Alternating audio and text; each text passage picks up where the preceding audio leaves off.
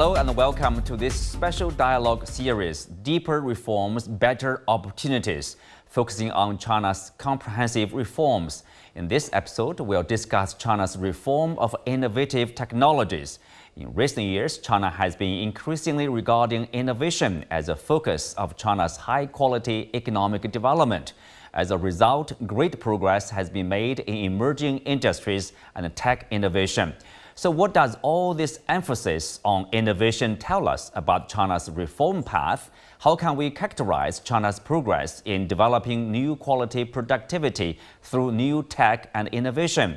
How to complete the transformation from mass-produced in China to created in China? And what are China's strengths and weaknesses in the future development of innovative technology? Join us for our discussion from Beijing. I'm Xu Qinduo.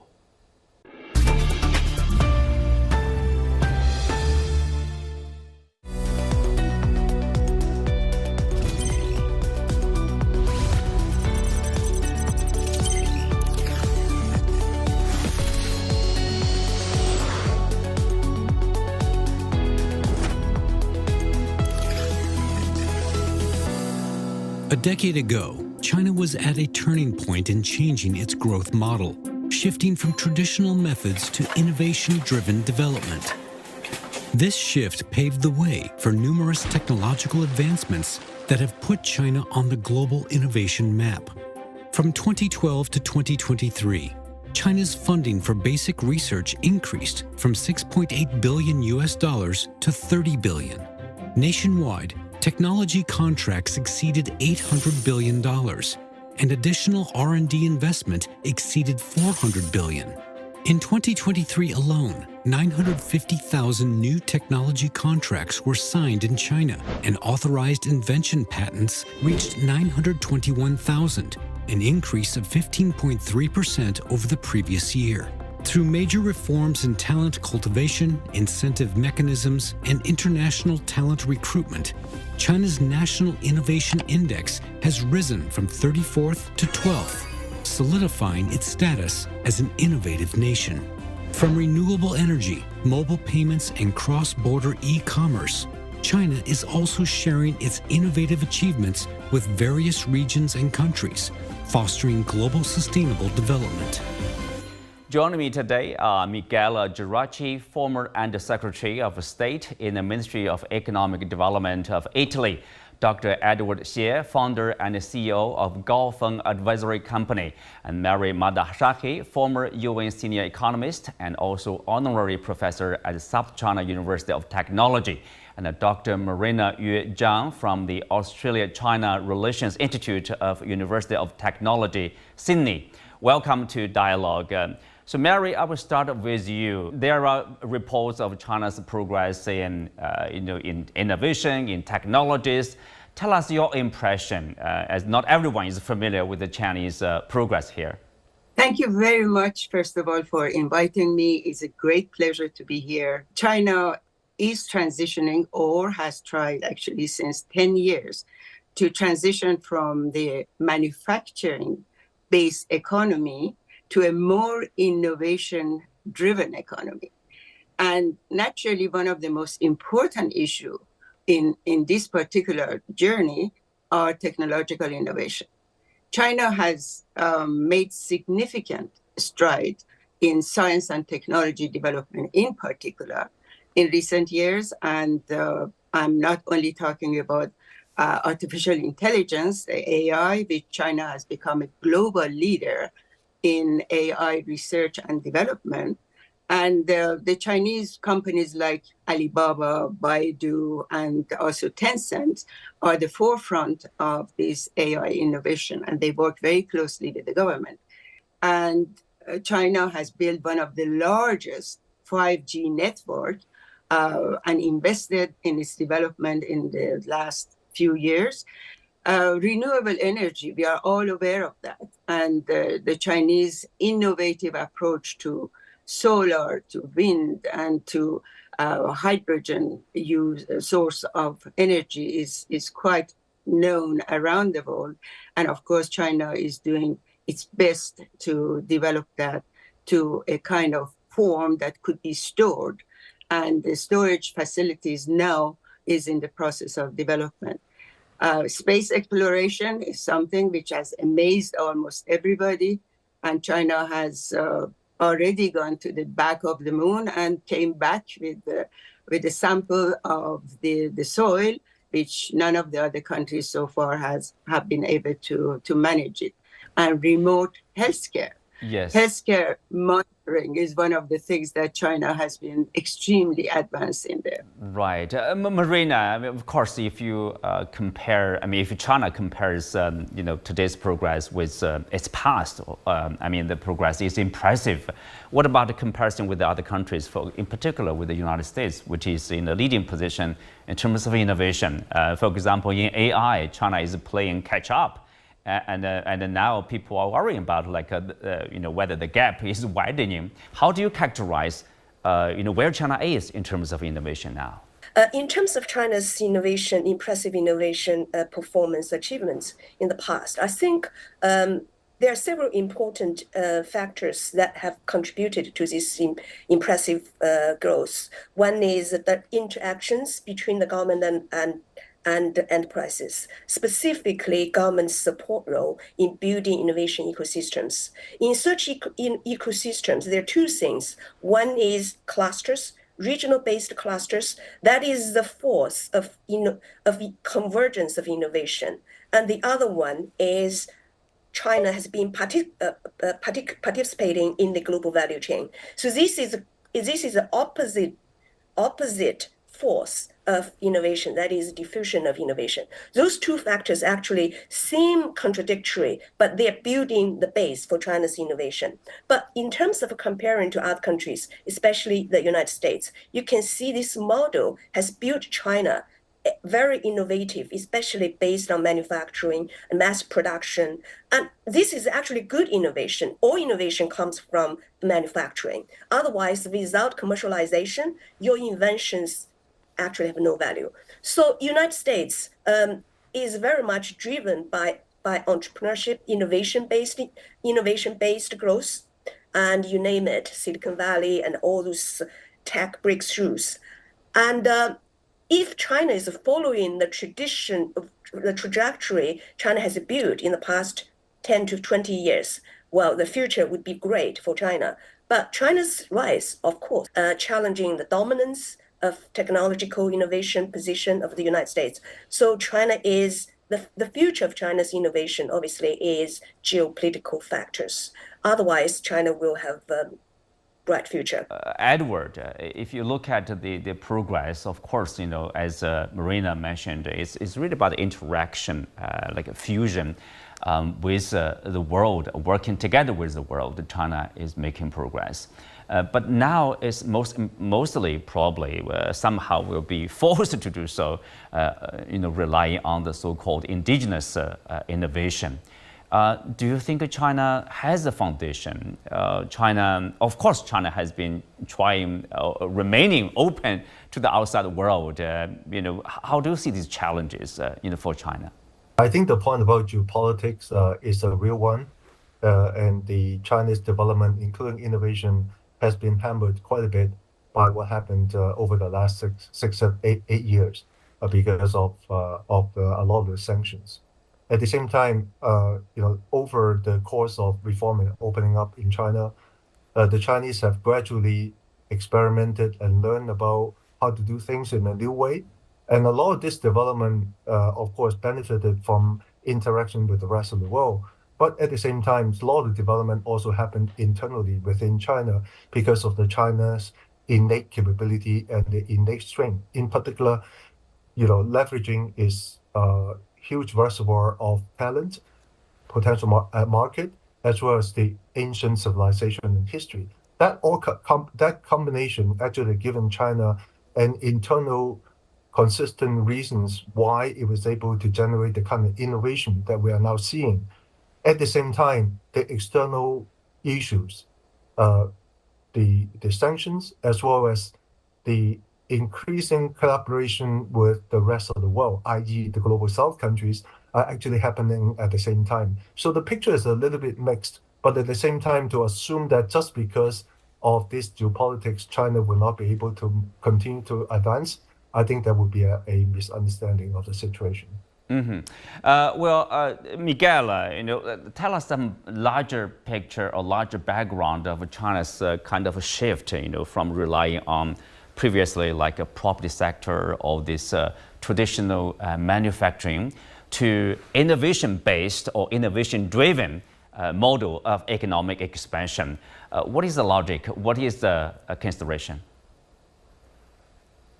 Thank you. The logic, I make it very simple. Economic growth comes from mainly from four factors: land, people, capital, and the fourth element, we call it innovation, productivity.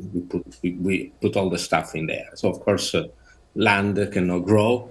Population has peaked and will decline.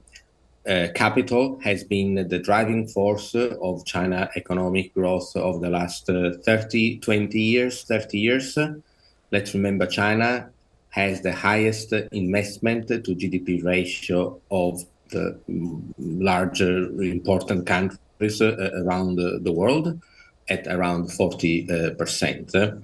So given that this cannot continue because investment and more money creates debt, and indeed China debt to GDP has increased, the fourth element that can stimulate growth is indeed innovation. So it completely makes sense for China to transition from an investment-led growth. We also have to be a little bit aware that all the investment that goes into innovation, all the startups, they don't all have to be successful, but the great advantage of China versus other countries is that the successes or the new invention or the new technological innovation tend to be much more available to the rest of the country. Whilst in the US, innovation tends to be maybe accumulated only in the hands of a few people or few entrepreneurs. China, with the various levers that it has, can allow the flourishing and the free spirit of innovation to generate new ideas and new products, but also there is the strong and good presence of the state that manages how this innovation then needs to be put to the, make it available for other companies, for the whole population. Earlier, as Marina talked about the U.S., the geopolitical factor. We know the U.S. is hitting hard on China's innovation. For example, recently they basically removed this the right to export technology products to Huawei, for example, Chinese company Huawei, and of course a lot of export ban to the Chinese market.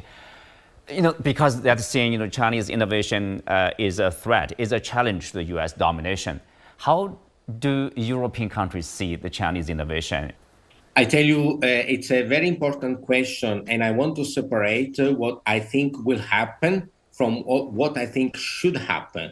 What I think should happen in the interest of our European countries is to help the growth of the Chinese economy. For us in Europe, we should want a healthy, stable and prosperous China, just like we want a healthy, prosperous and stable world.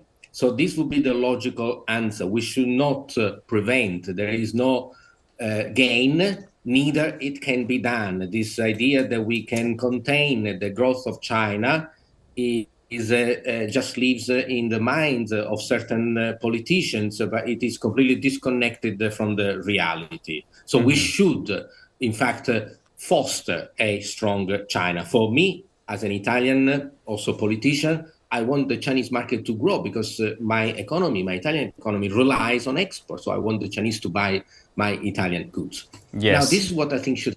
What I'm afraid will happen is the politicians in Europe will just follow, copy and paste the, let's say, instruction, guidance from the United States. And we saw it recently.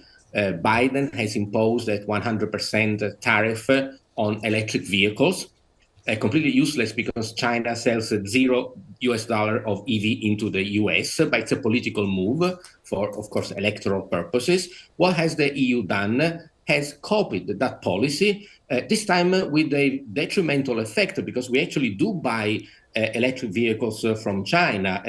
But instead of hurting only the BYDs, it has hurt and will hurt the Western company. In fact, Yes. those who complain with the EU about this EV tariff are the German car manufacturers and even Tesla, because we do import made in China, but we import made also by Western companies. Mm-hmm. So there is a disconnect between what is efficient for our economy and what, unfortunately, certain politicians will do that would not just try to hurt China, but it will then hurt our own economies. Mm-hmm. Dr. Marina Zhang, help us break down, what are the key elements to the Chinese, let's say so far, success story?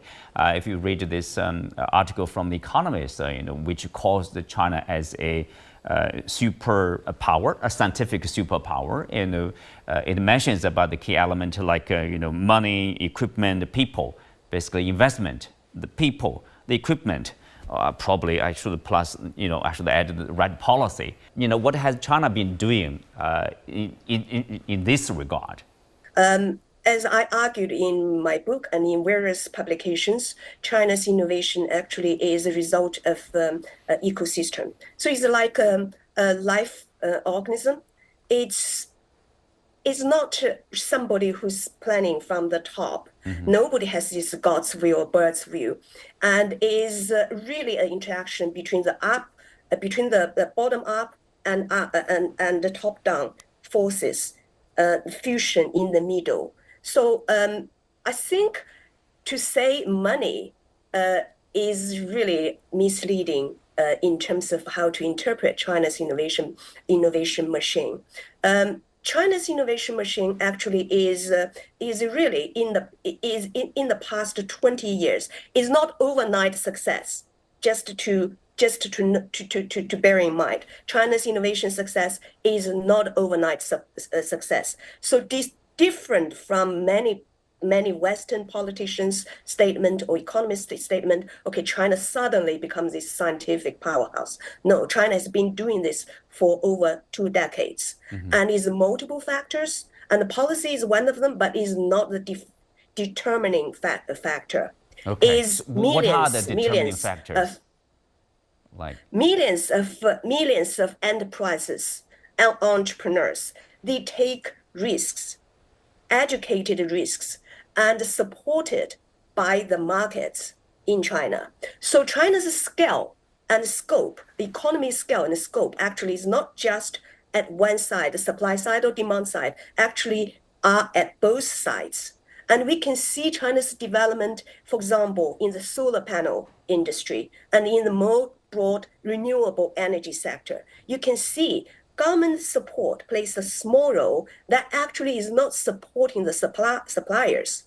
They are supporting the consumers to adopt technologies. Without consumers adopt technology actually has no value. Mm-hmm. So these interactions actually made China's innovations cost-effective at a global scale.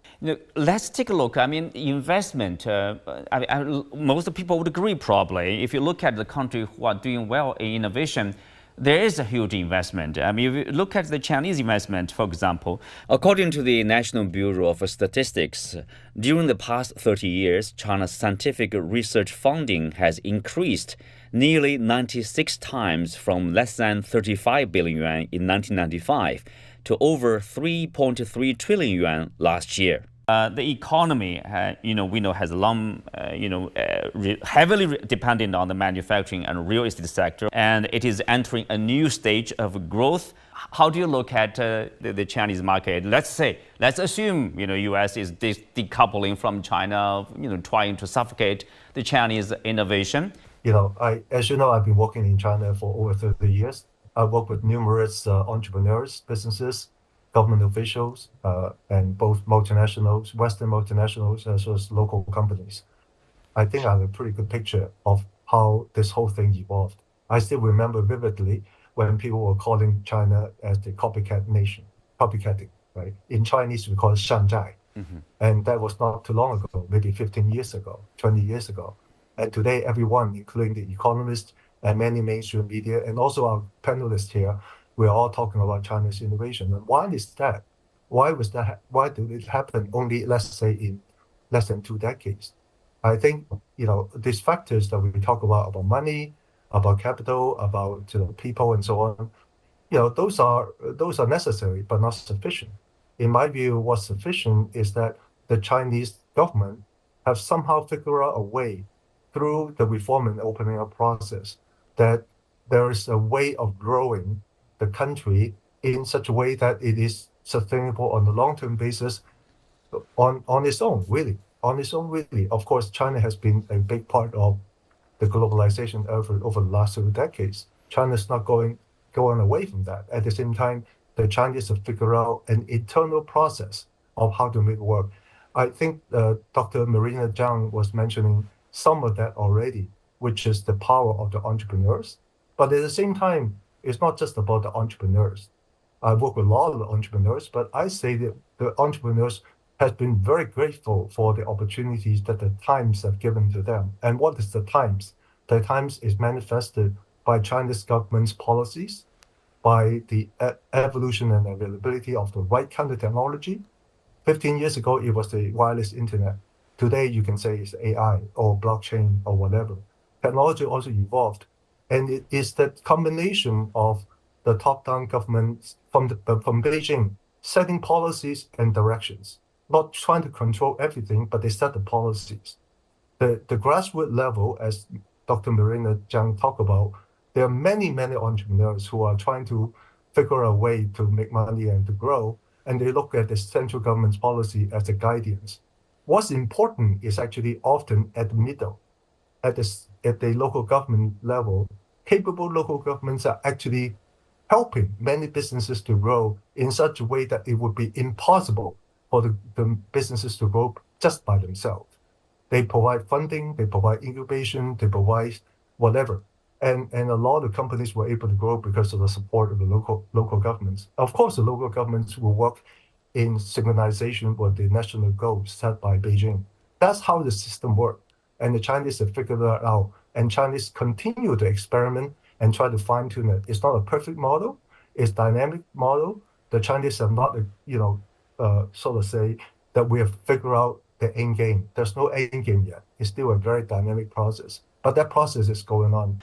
Michele, earlier you also mentioned about the role of the Chinese government. Tell us more about, if you look at right now or the future, what kind of a role Chinese government has played in fostering probably an environment for innovation, or give a free hand probably for the enterprises, for the scientists or tech people to experiment and to pursue their innovation. And what policies have been there, probably that's helpful for innovation. Well, we have one clear example: the China Manufacturing 2025 that has 10 sectors that years ago the government had identified as industrial sectors that were encouraged. Now, of course, we must clarify maybe some misunderstanding. It is the innovation in China is a unique mix of government policies, in my view, government incentive, facilitators, and of course, you then need the actual entrepreneurs that take that path. But it is the government that advises what would be the easiest path. So if in China manufacturing, we talk about quantum computing, solar panel, robotics, and so on, it is clear that if I'm an entrepreneur, I smartly choose to do something within those, for example, 10 sectors that have had the blessing of the central government, because then I know, like Edward said, I will then be able to get financing from the local government, who in turn reacts to the guidelines from the central government. I know that there will be facilities in place for me to set up a startup in a certain county, in a certain city. So the system works on a kind of maybe like a yo-yo, a cascade top down and then bottom up. So it is clear that a government policy alone will not stimulate innovation. You need the agent, and the agent are the entrepreneurs. You mentioned the Huawei ban. I was involved as member of government in Italy, and this is something that goes back to 6 or 7 years ago. We now have the problem with semiconductors, and China has developed 5 nanometer semiconductor. They didn't do it last night when NVIDIA was stopped from exporting its microchips. China knew that this was coming and has invested in the development of small microchips of the dimensions that would make it comparable with those of Western countries. But it is the government, so this is not something that an individual can do. You do need the umbrella of a large, strong, and capable government that set policies, advises the financial system to act on those policies, and advises the local government to implement those policies and facilitate all those entrepreneurs that knock on the door of the local attraction investment bureau of a city government, so that the system works in an harmonious way. So far, I think very successful and very well advanced, to the point that maybe China does not need the Western technology anymore, or will need it as much as before in the very near future. Miguel, as we are talking, an important meeting is ongoing, which is called the third plenary session of the CPC Central Committee. So it's about long-term economic policies for the next 5 to 10 years. Any expectation of new policies probably that will touch upon this sector, the tech, innovation, high-quality development? I think the focus will be on how to translate this innovation into improving the livelihood of the 1.4 billion people, so that there is a translation from views, policy, and targets into the standard of living of the Chinese people. And I tell you, I've been in China more than 10 years. I've seen it. The government has said that we do high-speed railway. And they did it, and now it's the best in the world, and this has impacted positively the life of people. And this is what I would expect the plenum to focus on. On that note, we come to the end for today's show. Many thanks to our guests. You can also find us on the CGTN app or on YouTube. I'm Xu Qinduo. Thanks for being with us. See you next time.